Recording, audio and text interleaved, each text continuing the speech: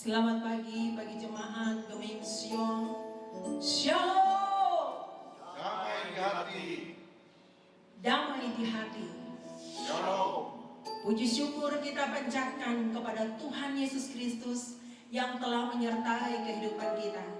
Sehingga saat ini kita boleh berjumpa kembali dalam ibadah Minggu 27 September 2020. Adapun kadin kita pada ibadah hari ini adalah Pendeta Oktavret Yosi Rorim Pandai, Sarjana Teologi.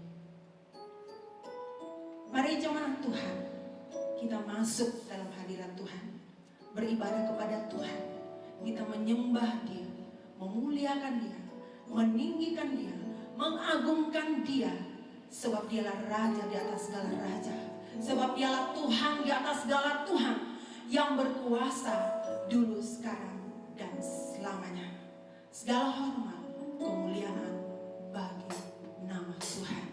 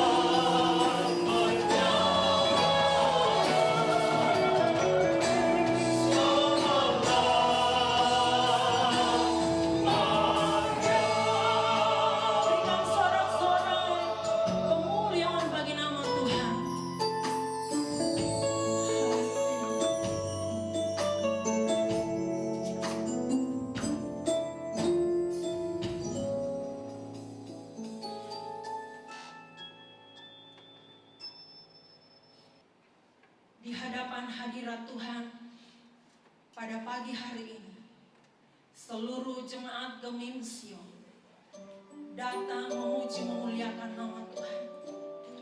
Biarlah urapan kuasa Roh Kudus bekerja dengan leluasa dari awal pertengahan hingga selesai ibadah kami pada pagi hari ini. Jadi dalam nama Bapa, Putra, dan Roh Kudus. Haleluya. Semua yang percaya katakan amin. lebih dalam lagi menyembah dan mengagungkan Tuhan. Dia Allah yang kudus. Dia memanggil kita untuk bersekutu dengan Dia. Dan Dia melayakkan kita. Maka kesempatan ini mari kita datang mengagungkan Tuhan. Dan kita meyakini bahwa di dalam pujian penyembahan kita merasakan hadirat Tuhan. Kita merasakan jamahan Tuhan. Kita merasakan lawatan Tuhan. Dan iman ketika kita beribadah kepada Tuhan, Dia ada melawat kita. Bersama-sama kita katakan, ku menyembah dalam kudus hadirat-Mu, hampiri tahta kasih karunia-Mu Bapa. Katakan kekuatanku,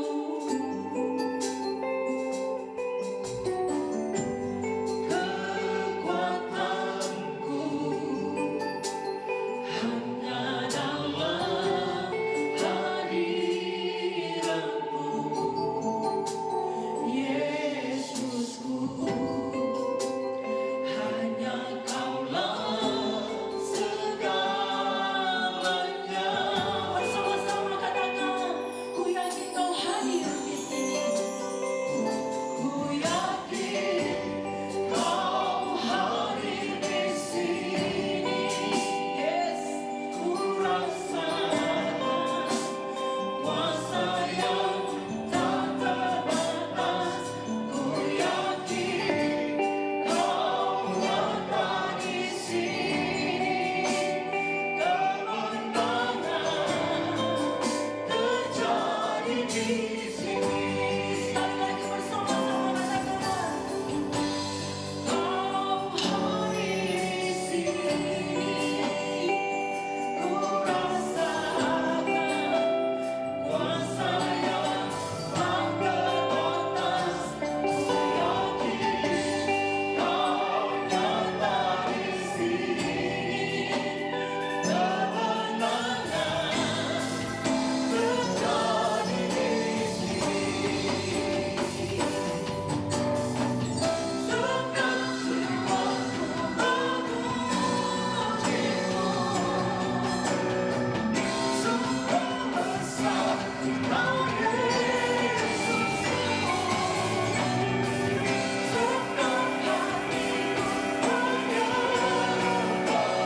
hatiku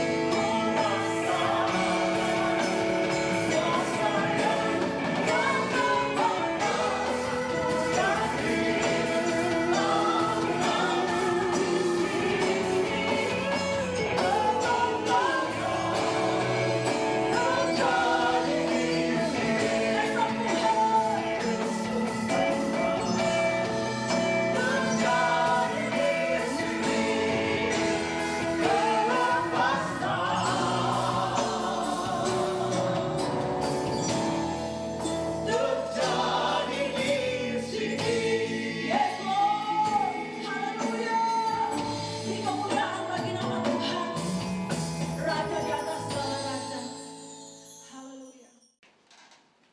Kau Saudara siap memuji Tuhan? Siap bersuka cita untuk Tuhan? jalan dan kebenaran. Saudara yang kekasih dalam Tuhan, mari kita bersukacita memuji muliakan Tuhan. Dengan penuh sukacita kita memuji ya. Kita mengagungkan Raja di atas segala raja.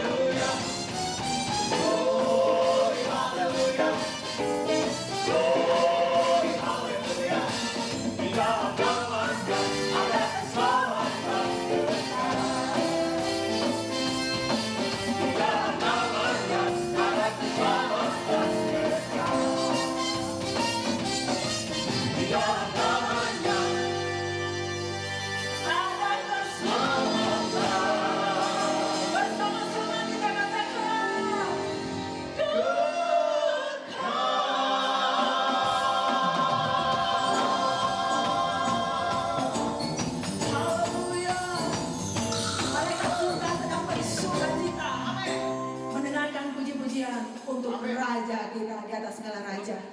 Biar bumi akan berlalu, biar bulan tak bercahaya lagi, tapi Tuhan katakan firman-Nya tinggal tetap. Kita katakan bersama-sama, biar bumi akan berlalu.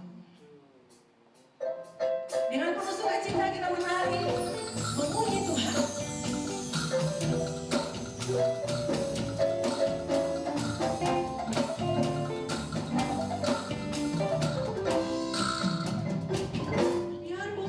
Akan berlalu, biar bulan tak bercahaya lagi, biar langit akan bergoncang, matahari tak bersinar lagi.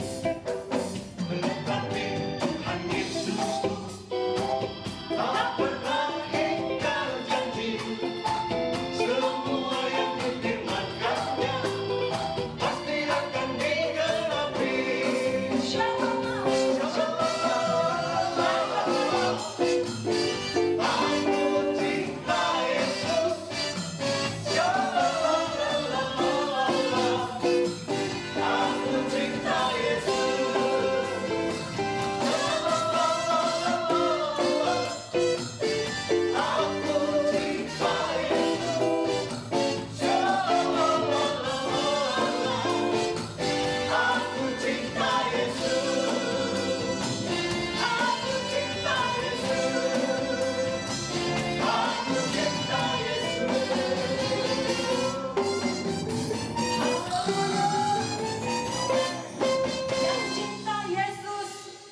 Kemuliaan bagi Tuhan.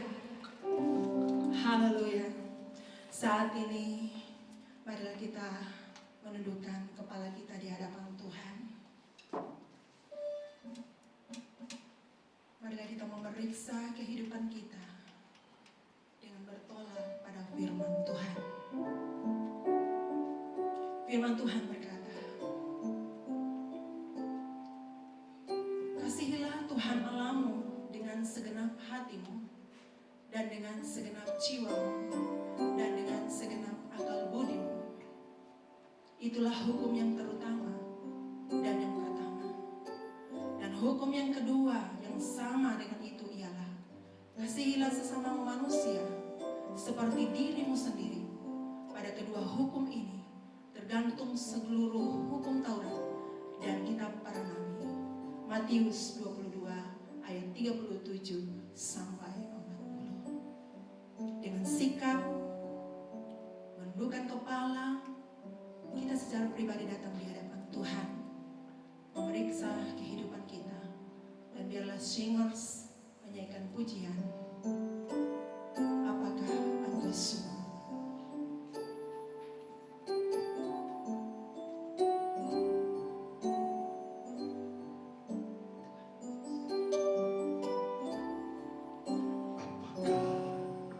Engkau sungguh mengasihi Tuhan.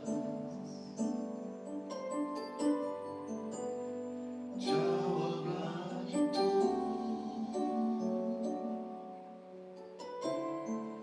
di hadapannya.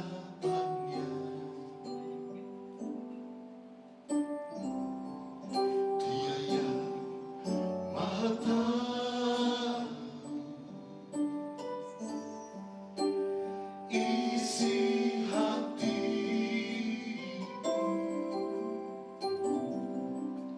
Benarkah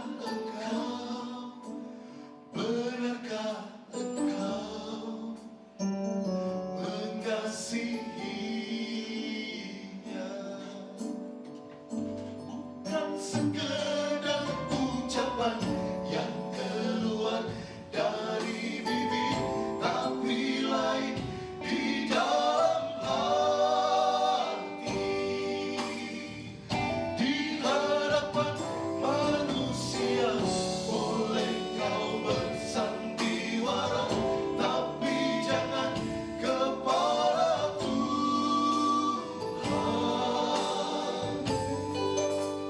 Mengakulah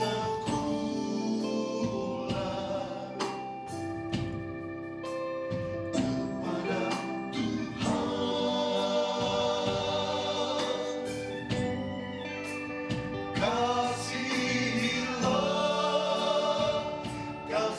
Kasihilah sepenuh hati. Bersama-sama kita katakan, Bukan sekedar ucapan yang keluar dari bibir, tapi lain di dalam hati. Di hadapan manusia boleh kau bersandiwara, tapi jangan kepada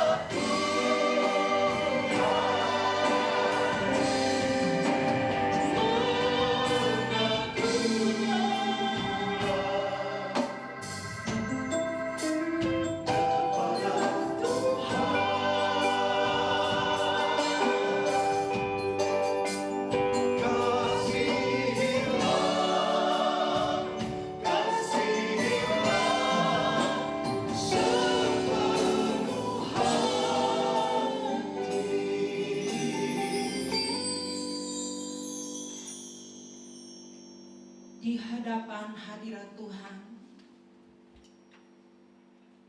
tidak ada yang tersembunyi. Maka di dalam pengakuan dosa kami datang tersungkur di hadirat Tuhan, memohon penyucian pengudusan bagi kami. Engkau tahu saat kami duduk, Engkau tahu saat kami berdiri, saat dalam keadaan apapun, Engkau tahu siapa kami. Maka kami datang di hadapan Tuhan secara pribadi, mengakuinya, dan kiranya oleh belas kasihan Engkau mengampuni dan menyucikan kami dan melayakkan kami. Dan kami boleh memperoleh kemenangan demi kemenangan, karena kami tahu hanya ada di dalam Yesus kami peroleh. Terima kasih Tuhan, kami percaya Engkau sudah menyucikan, menguduskan kami, dan Engkau telah mendengar setiap doa-doa yang keluar dari lubuk hati kami. Di dalam nama Yesus sumber pengampunan kami berdoa. Amin. berita anugerah bagi jemaat Tuhan yang saya kasihi dalam Yesus Kristus terambil di dalam Nehemia 9 ayat 17c. Demikianlah firman Tuhan. Tetapi Engkaulah Allah yang sudi mengampuni, yang pengasih dan penyayang, yang panjang sabar dan berlimpah kasih setianya. Amin. Tiba saatnya kita akan mendengarkan firman Tuhan yang akan disampaikan oleh hamba-Nya. Mari kita siapkan hati dan pikiran kita menyambut firman-Nya dengan pujian. Kau berfirman. Saya menjemput jemaat Tuhan untuk bangkit berdiri.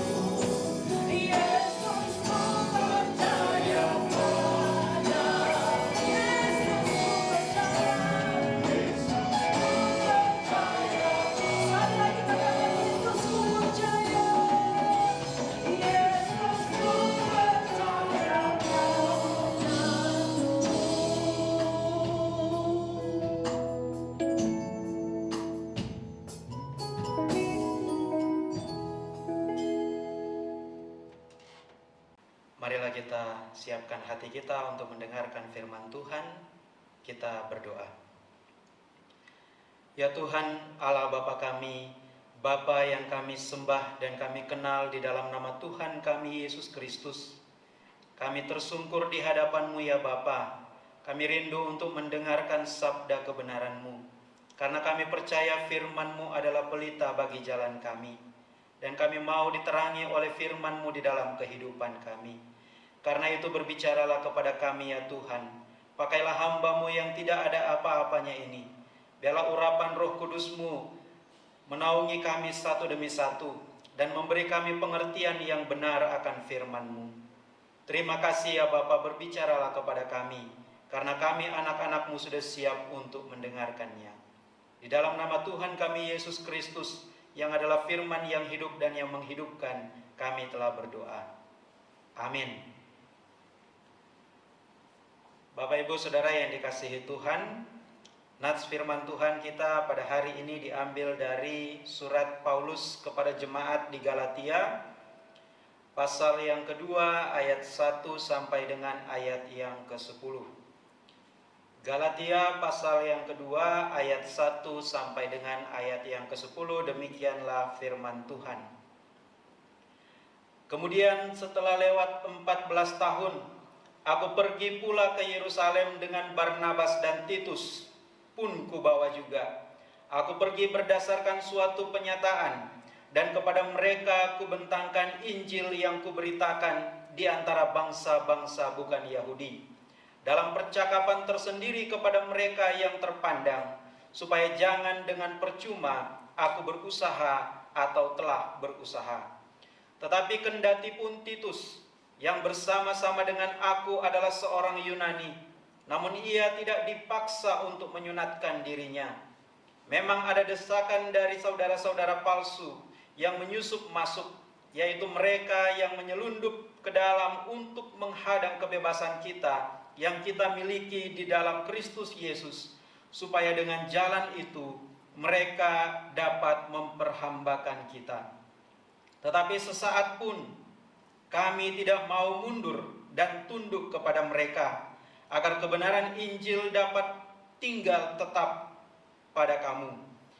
Dan mengenai mereka yang dianggap terpandang itu, bagaimana kedudukan mereka dahulu, itu tidak penting bagiku, sebab Allah tidak memandang muka. Bagaimanapun juga mereka yang terpandang itu tidak memaksakan sesuatu yang lain kepadaku. Tetapi sebaliknya, setelah mereka melihat bahwa kepadaku telah dipercayakan pemberitaan Injil untuk orang-orang tak bersunat, sama seperti kepada Petrus untuk orang-orang bersunat, karena ia yang telah memberikan kekuatan kepada Petrus untuk menjadi rasul bagi orang-orang bersunat, ia juga yang telah memberikan kekuatan kepadaku untuk orang-orang yang tidak bersunat. Dan setelah melihat kasih karunia yang dianugerahkan kepadaku, maka Yakobus, Kefas dan Yohanes yang dipandang sebagai soko guru jemaat berjabat tangan dengan aku dan dengan Barnabas sebagai tanda persekutuan, supaya kami pergi kepada orang-orang yang tidak bersunat dan mereka kepada orang-orang yang bersunat. Hanya kami harus tetap mengingat orang-orang miskin, dan memang itulah yang sungguh-sungguh kuusahakan melakukannya. Demikianlah pembacaan Alkitab kita pada hari ini. Yang berbahagia ialah mereka yang merenungkan firman Tuhan dan yang memeliharanya dalam kehidupan sehari-hari. Bapak Ibu Saudara yang dikasihi Tuhan, nats firman Tuhan kita ini merupakan satu surat yang ditulis oleh Rasul Paulus kepada jemaat di Galatia. Galatia ini kalau kita pelajari lebih lanjut, sebenarnya memiliki dua pengertian. Yang pertama, Galatia adalah sebuah provinsi yang ada dalam kekaisaran atau pemerintahan Romawi. Sekarang posisinya kalau kita melihat peta dunia, Galatia ini ada di Turki. Tapi Galatia juga berbicara tentang etnis, ya. Jadi kalau misalnya orang bilang Sulawesi Utara, ya ada Provinsi Sulawesi Utara, tapi bisa juga bicara etnis, orang-orang Sulawesi Utara. Meskipun dia sudah pindah ke Jakarta, orang tetap bilang ini orang Manado, padahal udah di Jakarta. Meskipun dia pindah ke Amerika, pindah ke Jepang, pindah kemanapun, ketemu sesama orang Indonesia, begitu ditanya, kamu dari mana? Dari Manado. Melekat itu identitasnya. Nah, tetapi kalau kita membaca baik-baik surat Galatia ini, maka ini di dalam surat Galatia sendiri ada petunjuk bahwa ini menyapa jemaat yang ada di provinsi Galatia. Bahkan kalau kita baca Galatia 1 ayat yang kedua, di sana dikatakan Tais Ecclesiais tes Galatias, itu bahasa Yunaninya. Artinya kepada jemaat-jemaat di Galatia. Sekali lagi saya katakan bahwa Galatia ini adalah sebuah provinsi, bukan kota. Dan yang namanya provinsi itu terdiri dari beberapa kota. Ada banyak kota di sana, bahkan ada beberapa kota yang sangat penting yang dikunjungi oleh Rasul Paulus dalam perjalanan misinya yang pertama dan yang kedua.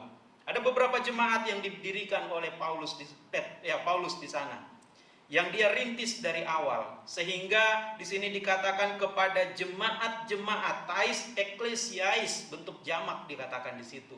Dalam bahasa Inggris dikatakan to the churches, bukan kepada to the church. Jadi bukan kepada satu jemaat, tapi ini bisa jadi kepada beberapa jemaat yang ada di Galatia.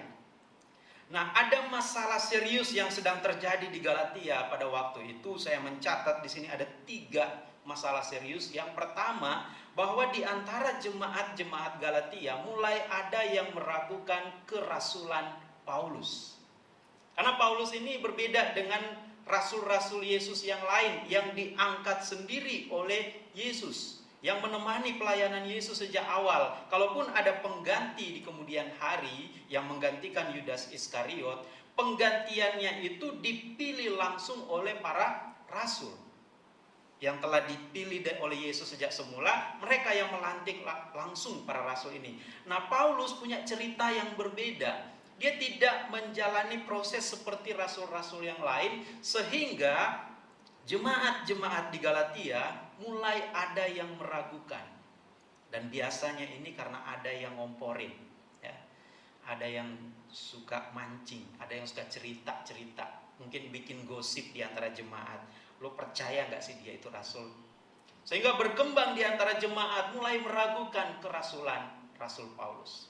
Dan ini suatu masalah yang sangat serius bagi Paulus. Kalau kita baca di pasal 1 dan pasal yang kedua, dia secara khusus mencoba mengklarifikasi kerasulannya. Ya, fokus mengklarifikasi kerasulannya. Bagaimana dia diakui di antara rasul-rasul yang disebut soko guru, yaitu Yakobus, Petrus, dan Yohanes. Atau di situ dikatakan Kefas. Ya. Nah, ini masalah yang pertama. Masalah yang kedua yang terjadi di Galatia adalah ada ajaran-ajaran lain yang berkembang di antara jemaat, dan ajaran-ajaran ini begitu dirancang sedemikian rupa sehingga ini mempengaruhi banyak sekali orang. Bahkan Paulus di dalam surat Galatia menyebut Injil yang lain. Nah, kalau Injil yang lain berarti kan ajaran itu memang dibuat sedemikian rupa supaya mirip dengan ajaran Yesus sehingga ia disebut Injil. Ya. Artinya apa? Kalau kita menghadapi musuh yang dari luar, itu biasanya kita akan bergandengan tangan, bersatu padu untuk melawan. Tapi kalau musuh yang dari dalam, ya, dari dalam rumah kita sendiri, dari dalam gereja kita sendiri, dari dalam lembaga atau organisasi kita sendiri, nah itu sulit. Ya, dia akan memancing jemaat, akan memprovokasi jemaat, akan mengajarkan pengajaran yang berbeda dari ajaran yang telah diterima oleh jemaat di Galatia. Tadi saya katakan Galatia ini adalah jemaat yang dirintis, sebagian besar dirintis oleh Rasul Paulus, maka dia merasa punya beban di situ. Harus ada klarifikasi. Itu masalah yang kedua. Nah, masalah yang ketiga ada pengaruh dari orang-orang Kristen Yahudi. Kalau kita membaca keseluruhan surat Paulus, kita akan menemui bahwa orang-orang Kristen pada waktu itu terbagi 2 kelompok besar. Yang disebut orang-orang Kristen Yahudi, yaitu orang-orang Yahudi yang kemudian menjadi Kristen. Nah, di era sekarang itu mulai diangkat lagi isu yang disebut Judeo-Christianity. Orang-orang Kristen yang mencoba memelihara tradisi-tradisi Yahudi. Jadi ada hari-hari rayanya, ada kurbannya, ada sunatnya, ada pokoknya semua tradisi yang ada di dalam tradisi orang Yahudi atau disebut tradisi Taurat. Jadi kalau kita baca di dalam surat Galatia, Paulus dengan tegas mengatakan bahwa Taurat itu tidak lagi berlaku bagi orang-orang Kristen yang sudah dimerdekakan di dalam Kristus, karena sekarang kita hidup oleh kasih karunia Kristus. Nah, itu sangat penting bagi Rasul Paulus. Nah, ini ternyata di Galatia orang-orang Kristen Yahudi mulai mempengaruhi jemaat di sana, mulai mendorong mereka supaya kalau kita mau diselamatkan, kita harus disunat dulu. Kita harus mengikuti kewajiban-kewajiban Yahudi. Jadi kalau makan itu harus makan makanan yang dianggap halal sesuai dengan yang ada di dalam kitab Taurat. Jadi orang Manado yang suka makan B2, suka makan RW, ini nggak akan masuk dalam bagian keselamatan. Kalau menurut kelompok Kristen Yahudi ini, karena nggak sesuai, orang-orang Yahudi kan nggak ada yang makan B2. Ya, mereka beternak iya, tapi makan tidak. Nah ini, jadi pengaruh Kristen Yahudi ini kepada jemaat di Galatia ini semakin besar, semakin kuat. Mereka sudah mulai mengajarkan, apalagi kalau sudah diajarkan itu perjanjian lama. Bapak Ibu Saudara, kita perlu tahu bahwa pada zaman Rasul Paulus belum ada yang namanya perjanjian baru.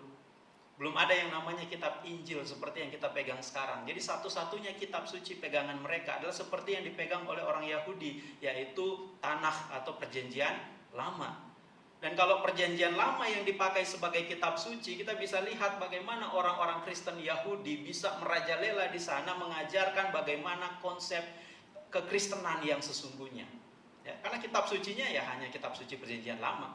Bapak Ibu Saudara bisa bayangkan kalau di zaman sekarang ada orang berkhotbah di dalam gereja dan dia hanya pakai perjanjian lama terus dari awal sampai akhir. Dia tidak akan memandang tentang perjanjian baru. Maka kita pasti lama-lama akan berpikir untuk menjadi seperti Yudaisme zaman dulu. Seperti Kristen-Kristen Yahudi yang disebutkan di sini. Nah, menanggapi 3 masalah serius ini, maka kita melihat bagaimana Paulus merespon semua masalah ini. Yang pertama, Paulus melakukan pembelaan diri, klarifikasi. Pembelaan diri bahwa dia sungguh-sungguh adalah rasul yang dipilih, ditetapkan oleh Kristus. Meskipun tidak sama dengan rasul-rasul yang lain. Nah, klarifikasinya juga dia bahkan sampai membawa soko guru jemaat mula-mula, yaitu Yakobus, Kefas atau Petrus dan Yohanes. Dia harus membawa nama mereka, dia harus membawa otoritas kerasulan yang ada di Yerusalem. Dan bahkan di sini dikatakan ayat yang pertama tadi, kemudian setelah lewat 14 tahun. Ada yang bertanya, ini 14 tahun dihitung dari mana? Ada yang bilang 14 tahun sejak Paulus menjadi Kristen, menjadi percaya. Artinya selama 14 tahun ini Rasul Paulus itu nggak kembali ke Yerusalem, tetapi dia terpaksa harus datang ke Yerusalem karena dia harus mengklarifikasi kerasulannya. Betapa seriusnya masalah ini. Lalu yang kedua, Paulus memberikan teguran dengan kata-kata yang tajam, berapi-api dan sangat genting di sini. Bahkan di Galatia pasal 3 ayat yang pertama, dia menyapa orang-orang Galatia dengan sebutan ho anoetoi Galatai. Artinya, hai orang-orang Galatia yang bodoh. Nah, saking kerasnya dia, hai orang-orang Galatia yang bodoh, dia bilang begitu. Ya, ini toksik kalau istilah anak-anak muda ya. Bahasanya keras sekali dia menegur orang-orang Galatia. Karena dia ingin ingetin mereka, ingin ingatkan mereka untuk kembali kepada Injil yang sesungguhnya. Bahwa mereka sudah dimerdekakan, kok mau diperhamba lagi oleh hukum Taurat. Saking pentingnya itu sampai dia menegur dengan kata-kata yang keras tadi. Bahkan ada yang bilang teguran-teguran yang ditulis oleh Rasul Paulus dalam Galatia ini teguran-teguran yang paling keras yang disampaikan oleh Rasul Paulus. Jadi sangat urgent bagi dia. Lalu yang ketiga, Paulus memberikan pengajaran. Dan inti pengajaran yang kita baca dalam Galatia dari pasal 1 sampai dengan pasal yang terakhir, dia menekankan bahwa keselamatan itu hanya karena iman dan bukan karena perbuatan baik. Karena perbuatan baik manusia tidak akan menyelamatkan dia. Karena setiap perbuatan baik kita pada dasarnya didorong oleh keinginan-keinginan pribadi kita. Ya, ada Abraham Maslow pernah bilang kebutuhan manusia yang paling tinggi itu kan adalah supaya dia diketahui, dilihat, dikenal oleh banyak orang. Itu katanya kebutuhan manusia yang paling tinggi. Jadi ketika kita memberikan bantuan, pada dasarnya kita pun sedang mencari popularitas. Apalagi kalau musim-musim kampanye. Sekarang sudah dekat-dekat pilkada. Jadi biasanya orang ngasih bantuan supaya dipilih, supaya dicoblos. Jadi tidak ada dari sukarelanya. Nah, karena sudah seperti itu, maka Paulus menegaskan bahwa keselamatan itu bukan dari usaha manusia, tapi karena Allah sendiri yang berinisiatif untuk menyelamatkan manusia dengan memberikan anaknya yang tunggal, Tuhan kita Yesus Kristus, untuk menebus dosa-dosa kita. Itu bukan usaha manusia, bukan usaha kita, tapi Allah yang berinisiatif. Karena manusia tidak mungkin diselamatkan oleh dirinya sendiri. Pada dasarnya semua manusia di dalam Kejadian dikatakan sudah jahat. Ya, karena pada dasarnya manusia sudah jahat, maka inisiatif keselamatan itu harus berasal dari Tuhan, bukan dari manusia.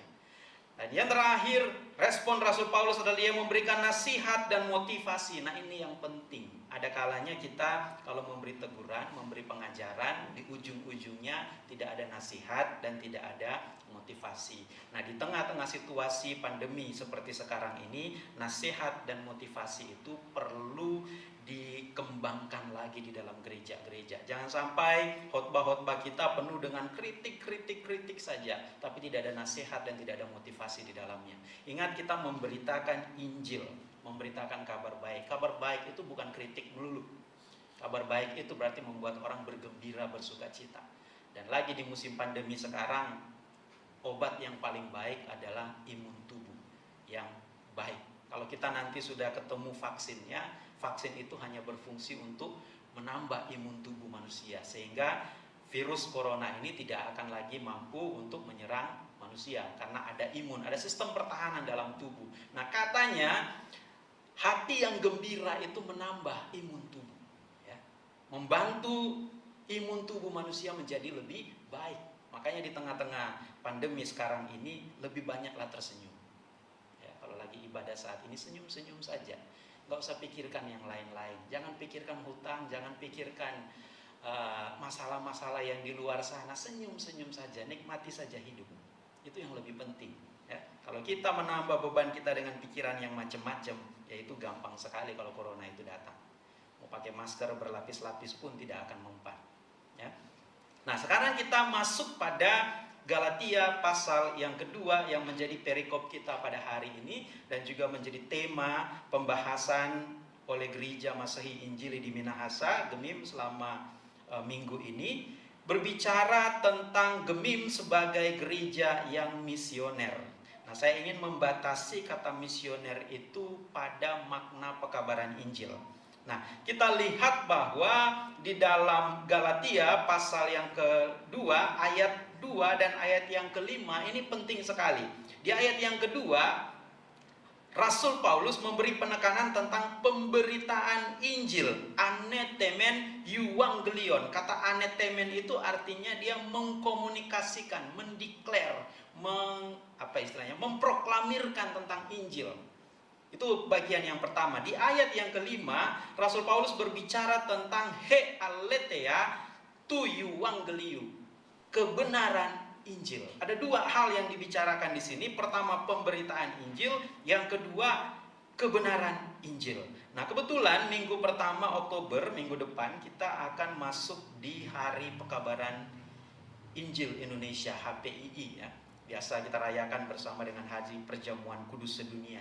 Jadi sangat relevan kita berbicara tentang pekabaran Injil dalam minggu-minggu ini. Nah, ketika kita berbicara tentang pekabaran Injil atau yang lebih populer disebut penginjilan, maka yang ada di dalam benak kebanyakan orang Kristen itu biasanya identik dengan yang namanya kristenisasi atau misi keluar. Karena kata misi itu sendiri kan dalam bahasa Latin, missio itu artinya mengutus untuk pergi. Berarti kan dia berbicara keluar. Nah, saya ketika berbicara dengan orang-orang yang terlibat aktif di dalam dunia penginjilan, di dalam dunia pekabaran Injil, ternyata makna penginjilan itu telah dimaknai sempit, bahwa pekabaran Injil itu berarti kita menyampaikan Injil kepada orang-orang yang belum mengenal Injil. Jadi PI itu selalu keluar. Nah, jemaat juga didorong untuk keluar. Nah, kalau jemaat didorong untuk keluar, yang paling berhasil mendorong kita keluar ya virus corona ini. Karena dengan virus corona, ruangan gereja jadi kosong. Ya. Kita sekarang beribadah secara virtual di mana-mana. Yang paling berhasil mendorong manusia untuk keluar dari gereja adalah virus corona. Bukan pendeta, bukan hamba Tuhan, ya. Bukan majelis. Hamba Tuhan, majelis sudah berkali-kali menyerukan jemaat harus pergi memberitakan Injil, tapi nggak ada yang bergerak. Ya adalah 1, 2, 3 orang lah yang terpanggil. Nah, kenapa kemudian Gemi memilih tema ini? Saya kira ini perlu kesadaran kita bersama memang untuk memahami makna pekabaran Injil itu seperti apa. Jadi ketika kita berbicara tentang pekabaran Injil, kalau seperti ayat yang kita baca tadi, ayat 2 dan ayat yang kelima, saya melihat esensi pekabaran Injil itu ada 2. Yang pertama, pekabaran Injil ke dalam. Pekabaran Injil ke dalam itu apa? Menanamkan, menumbuhkan, dan memelihara kebenaran Injil. Itu yang Rasul Paulus bilang tadi. Kebenaran Injil. He aletheia tu euangeliou. Kebenaran Injil ini perlu ditanamkan di dalam jemaat. Jadi ketika pendeta berkhotbah di atas mimbar, ketika kita beribadah di sektor-sektor atau di kolom-kolom, apalah istilahnya, ibadah rumah-rumah tangga seperti itu, kita membaca Alkitab, kita diberi katekisasi, itu juga pekabaran Injil kepada orang-orang yang sudah percaya tetapi perlu untuk ditumbuhkan Injilnya. Karena Injil yang ditanam kepada kita dari kita kecil, dari kita dibaptis, kemudian dari kita CD dan seterusnya, itu kan baru dasar-dasarnya. Injil itu perlu bertumbuh. Nah, untuk bertumbuh itu perlu menumbuhkan Injil di dalam diri setiap orang percaya. Jadi PI ke dalam yaitu berbicara bagaimana kita menanamkan, menumbuhkan, dan memelihara kebenaran Injil. Jadi esensinya adalah bagaimana kita membangun karakter Kristus di antara orang-orang percaya. Kalau kita baca di surat Galatia, Rasul Paulus sangat menekankan itu. Bagaimana orang percaya kepada Injil tapi kok nggak hidup seperti apa yang dimaksudkan dalam Injil. Maka perlu adanya pembangunan karakter Kristus dalam diri setiap orang percaya. Nah, ini yang disebut dengan PI ke dalam. Nah, ada juga PI keluar. PI keluar itu adalah memberitakan dan menghadirkan Injil. Saya ingin tekankan di sini. Memberitakan dan menghadirkan Injil. Kalau cuma memberitakan, Bapak Ibu Saudara tulis status di Facebook, itu sudah memberitakan. Ya, kita tulis ayat Alkitab di Facebook mengatakan percayalah kepada Yesus, maka engkau akan selamat. Itu sudah pemberitaan Injil. Tapi juga harus ada menghadirkan Injil. Apa bedanya? Memberitakan Injil, kita menyampaikan Injil kepada orang lain. Tapi menghadirkan Injil adalah bagaimana kita menjadi teladan dalam kehidupan kita sehari-hari. Jangan sampai kita bicara hormatilah ayahmu dan ibumu, tapi dalam kehidupan sehari-hari kita menelantarkan orang tua kita. Jangan sampai dalam pengajaran kita berkata kasihilah musuhmu, tetapi tetangga kita yang beda agama dengan kita saja kita nggak pernah bantu karena agamanya beda dengan kita, atau karena dia memusuhi kita, atau karena dia membenci kita. Padahal Yesus bilang kasihilah musuhmu dan berdoalah bagi mereka yang menganiaya kamu. Jadi ketika kita hidup tidak seperti Injil yang kita beritakan, maka disitulah masalahnya. Jadi sesungguhnya yang perlu mendapatkan penginjilan bukan orang yang kita injili, tapi kita dulu. Makanya penginjilan itu saya bagi ke dalam 2 hal tadi. Dasarnya Galatia pasal 3 ayat yang ke-8. Paulus berkata di situ, dan kitab suci yang sebelumnya mengetahui bahwa Allah membenarkan orang-orang bukan Yahudi oleh karena iman, telah terlebih dahulu memberitakan Injil kepada Abraham. Jadi Paulus mau katakan bahwa Injil itu sudah diberitakan oleh Tuhan kepada Abraham, di mana dikatakan Kejadian 22 ayat 18, olehmu segala bangsa akan diberkati. Inilah esensi pemberitaan Injil. Olehmu segala bangsa akan diberkati. Jadi kalau kita bicara penginjilan keluar, bagaimana kita menghadirkan damai sejahtera di tengah-tengah bangsa dan negara kita, di tengah-tengah kehidupan orang-orang yang membutuhkan. Itulah esensi pemberitaan Injil. Jadi ada 2. Kalau kita mau bicara misi di sini ada 2. Misi yang ke dalam, bagaimana kita membangun karakter Kristus di antara jemaat-jemaat atau di antara sesama orang percaya, dan misi keluar, bagaimana kita memberitakan Kristus dan menghadirkan Kristus di tengah-tengah dunia ini. Amin.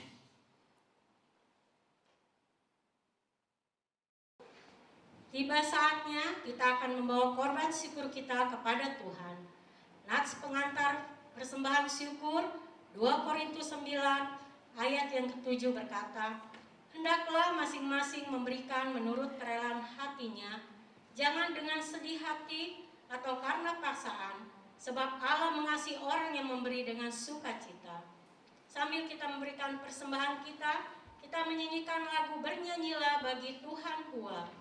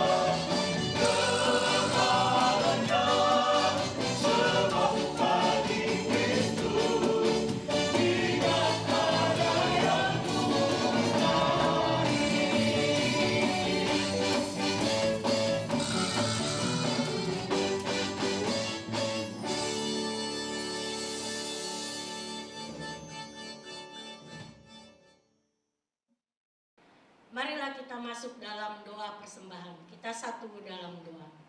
Segala puji syukur Tuhan Yesus kami naikkan ke hadirat-Mu yang kudus. Kami sudah memberikan persembahan kami kepada Engkau Tuhan. Jadikanlah persembahan ini menjadi berkat bagi pelayanan kasih dan keadilan. Biarlah persembahan ini Tuhan boleh kami kelola dengan baik. Demi kemuliaan nama Tuhan Yesus kami berdoa dan mengucap syukur pada Bapa di surga. Amin. Mari kita satukan hati kita dalam doa, kita berdoa. Ya Tuhan Allah Bapa kami yang kami kenal dan kami sembah di dalam nama Tuhan kami Yesus Kristus, Bapa yang baik di tengah-tengah kehidupan kami, yang tidak pernah meninggalkan perbuatan tangannya. Kami bersyukur Tuhan karena Engkau telah menegur kami dengan firman-Mu, memberi kami motivasi yang baru supaya kami memberitakan Injil kepada orang-orang yang ada di sekitar kami.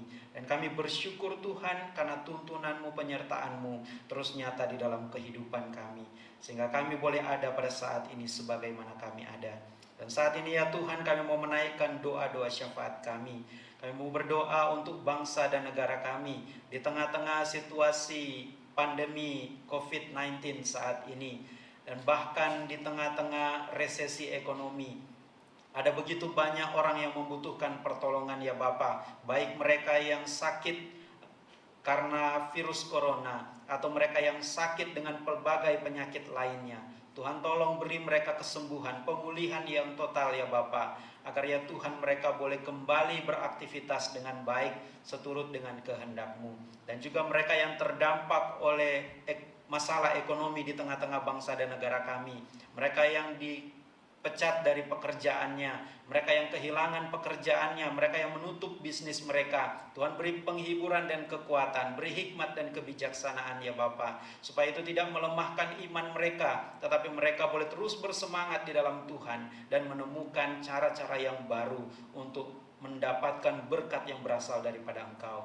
Kami berdoa Tuhan untuk setiap jemaat-Mu yang saat ini sedang terbaring sakit, untuk Pendeta Fefti Om Pinarai, Penatua Ferry Maliangkai, Ibu Dewi Maliangkai Suwito, Bapak Temi Malangkai, Bapak Edi Maliangkai, Ibu Maria Kindangen, Bapak Yonas Kalesaran, Ibu Kusoy Supit, Bapak Elviani Wower, dan Oma Caroline Ponto. Tuhan tolong ya Tuhan, jamah kehidupan mereka, jamah tubuh mereka ya Bapa, agar setiap sakit penyakit yang ada dalam tubuh mereka boleh Engkau angkat dan Engkau pulihkan kesehatan mereka di dalam nama Tuhan kami Yesus Kristus, karena Engkaulah yang mampu melakukan penyembuhan yang total itu ya Bapa.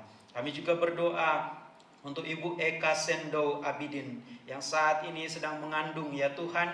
Tuhan kiranya memelihara janin yang ada di dalam rahimnya, supaya janin itu boleh bertumbuh dengan sempurna, dan tiba waktunya nanti boleh melahirkan dengan sehat, ibunya sehat, bayinya juga sehat. Tuhan pelihara, cukupkan apa yang menjadi kebutuhan mereka, supaya dalam setiap proses kandungan sampai dengan melahirkan nanti mereka tidak akan berkekurangan. Bahkan anak yang dilahirkan nanti dijaga dan dipelihara oleh Tuhan, menjadi anak yang berbakti kepada orang tua mereka.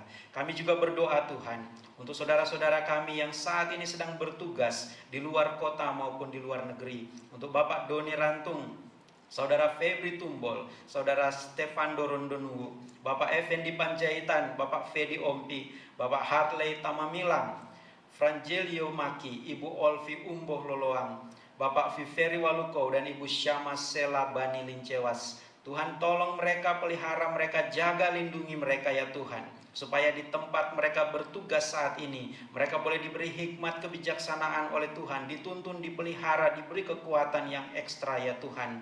Di tengah-tengah masa pandemi saat ini mereka boleh terus menjaga kesehatan mereka, dan mereka boleh dipelihara oleh Tuhan.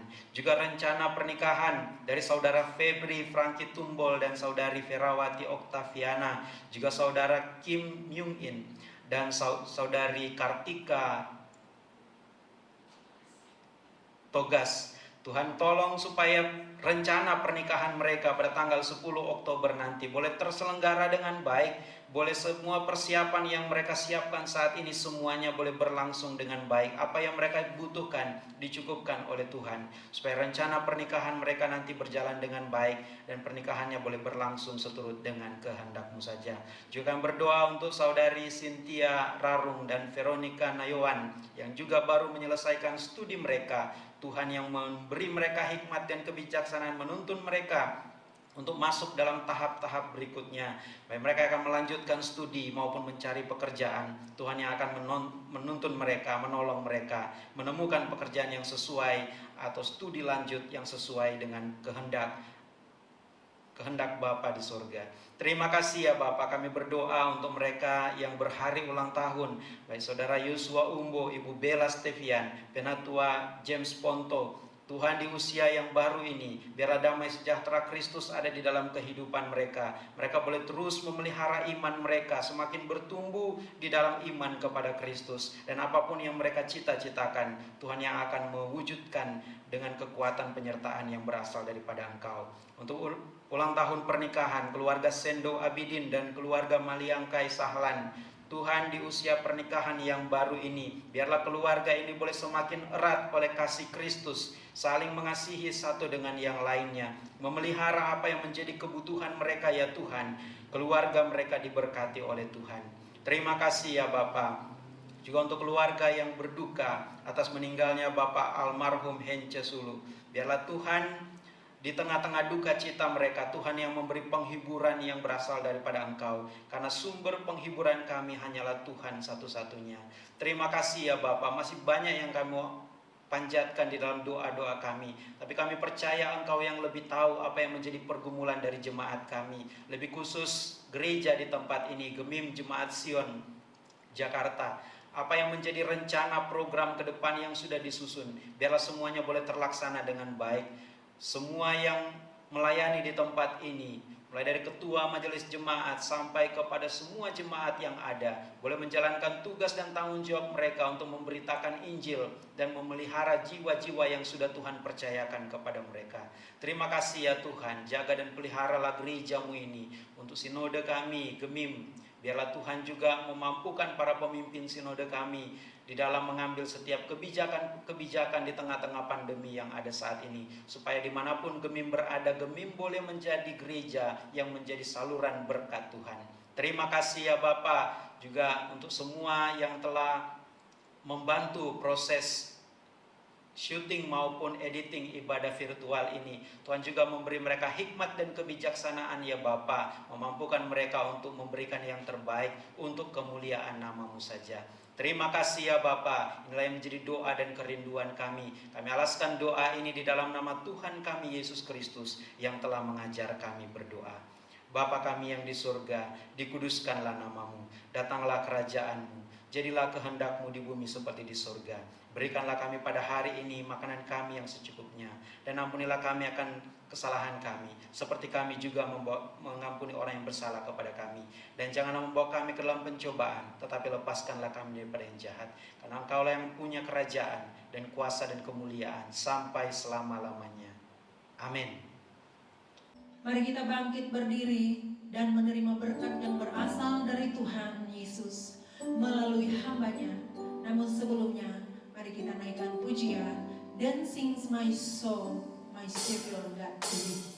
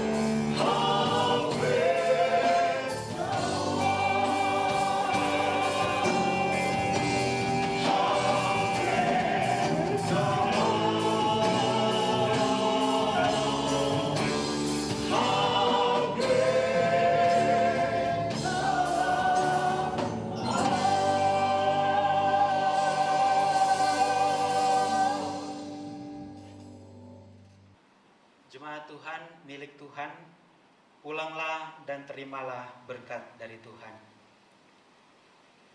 Tuhan memberkati engkau dan melindungi engkau. Tuhan menyinari engkau dengan wajah-Nya dan memberi engkau kasih karunia. Tuhan menghadapkan wajah-Nya kepadamu dan memberi engkau damai sejahtera.